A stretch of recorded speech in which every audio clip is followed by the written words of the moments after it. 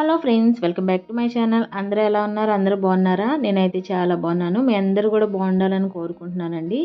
ఈరోజైతే నేను ఇంకొక టేస్టీ రెసిపీతో మీ ముందుకు వచ్చేసాను. ఇది వెజ్లోకి, నాన్ వెజ్ కర్రీస్లోకి అన్నిట్లోకి మనం ఉపయోగించుకునే గరం మసాలా పౌడర్ అండి. ఈ ఒక్క పౌడర్ మనం చేసి పెట్టుకుంటే చికెన్ మసాలా, మటన్ మసాలా అలాంటివి ఇంకా బయట కొనాల్సిన అవసరమే లేదండి. ఒక్కసారి ఈ ప్రాసెస్లో చేసుకొని చూడండి. మీడియం స్పైసీగా ఉంటుంది.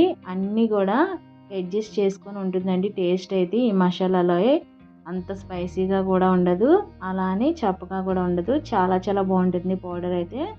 ఒక్కసారి ఇదే ప్రాసెస్లో మరి మీరు కూడా చేసుకొని కర్రీస్ చేసుకొని చూడండి, చాలా బాగుంటుంది. ఇప్పుడు ప్రాసెస్ అయితే చూసేద్దాం. మరి ఫస్ట్ అయితే నేను ఒక ప్యాన్ తీసుకున్నాను. ప్యాన్ తీసుకొని ఫస్ట్ మనకి ఏవైతే హాట్గా ఉంటాయో ఆ మసాలా స్పైసెస్ అయితే వేసుకుందాము. ఫస్ట్ అయితే నేను ఇలా ఎండు కొబ్బరి ముక్కలు వేసుకుంటున్నానండి.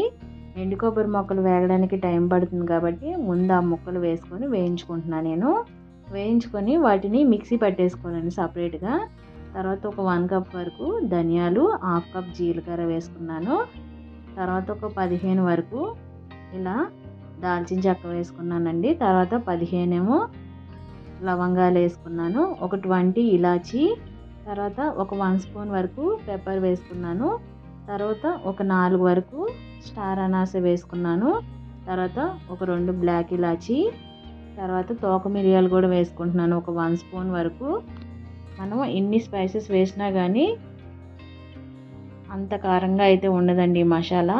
అలాగే ఒక 1/2 జాజికాయ వేసుకున్నాను. ఒక 1 స్పూన్ వరకు జాపత్రి, ఒక 3 ఏమో బిర్యానీ ఆకులు కూడా వేసుకొని లో ఫ్లేమ్లోనే ఫ్రై చేసుకోవాలి. మాడిపోకుండా దగ్గర ఉంచుకొని, అలాగే కొంచెం హీట్ అయితే చాలండి, ఎక్కువ హీట్ అవ్వాల్సిన అవసరం లేదు. ఇలా లైట్గా హీట్ చేసుకుంటే సరిపోతుంది. ఇప్పుడు నేను ఎండు కొబ్బరి అయితే ఇలా మిక్సీ పట్టేసుకున్నాను. అన్నీ ఒకసారి వేసుకుంటే మనకి పౌడర్ అందుకనే ఇలా ముందైతే ఎండు కొబ్బరి మిక్సీ పట్టేసుకొని ఇప్పుడు వాటిని కూడా ఆ ఎండు కొబ్బరి తీసుకున్న మిక్సీ జార్లోకి అయితే తీసేసుకుంటున్నాను. ఈ స్పైసెస్ అన్నీ కూడా ఇప్పుడు తీసేసుకున్న తర్వాత ఒక 1/2 కప్ వరకు గసగసాలు అయితే వేసుకుంటున్నానండి. ఇప్పుడు మనం స్టార్టింగ్ స్పైసెస్ వేసాం కదా, ఆ స్పైసెస్ అన్నీ కూడా అడ్జస్ట్ చేసుకోవడానికి ఇప్పుడు లాస్ట్లో ఇవన్నీ యాడ్ చేసుకుంటున్నాం మనం.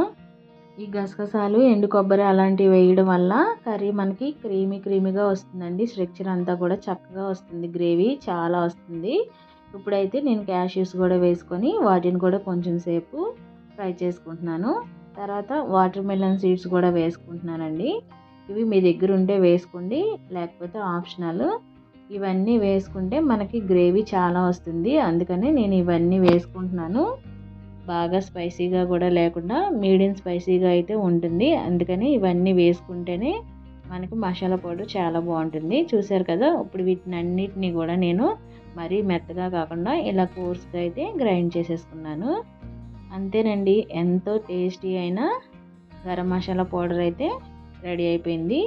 ఇదే పౌడర్ని మనం చికెన్లోకి, మటన్లోకి, వెజ్ కర్రీస్ అన్నిటిలో కూడా ఇదే యూస్ చేసుకోవచ్చండి. గుత్తి వంకాయ కర్రీ అలాంటివి చేసుకుంటాం కదా, అన్నిట్లో కూడా ఇదే యూస్ చేసుకుంటే చాలా చాలా టేస్టీగా ఉంటుంది. మరి ఎందుకు ఆలస్యం, మీరు కూడా ఒకసారి ఇదే ప్రాసెస్లో చేసుకొని చూడండి, చాలా చాలా బాగుంటుంది కర్రీ అయితే. ఏ కర్రీ చేసుకున్నా కానీ చాలా బాగుంటాయి. ఇంకా మనం బయట చికెన్ మసాలా, మటన్ మసాలా అలాంటివి కొనవసరం లేదు, ఈ ఒక్క పౌడర్ చేసి పెట్టుకుంటే సరిపోతుంది. మీ అందరికీ వీడియో నచ్చిందని అనుకుంటున్నాను. వీడియో నచ్చితే please like, share, subscribe. Thanks for watching. Bye bye.